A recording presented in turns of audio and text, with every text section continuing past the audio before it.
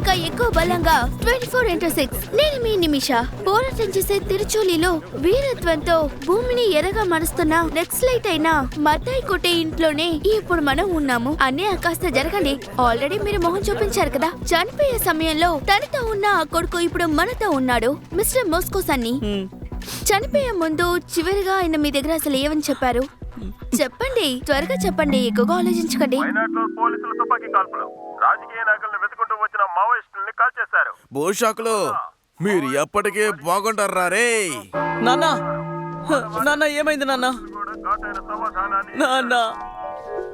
నాన్నలో ఉన్న నక్సలైట్ చివరి వరకు పోరాటం జరుగుతుందని అనుకున్నాడు.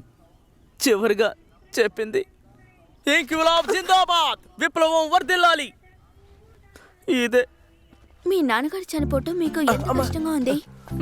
బాగానే బాధించింది. నాన్నకి బాగా నిద్ర ఉన్నిందా? నాన్న నిద్రపోయేవారు. ఆయన ఎప్పుడూ బాగానే తింటారా? అవును, తింటారు. షవర్మ కూడా.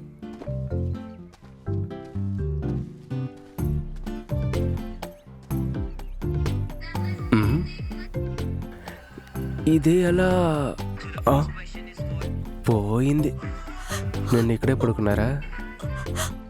కేపీకి కాస్త కూడా అదృష్టం లేదు. ఇది ఇక్కడ పెడదాం. నేనున్నాను కదా.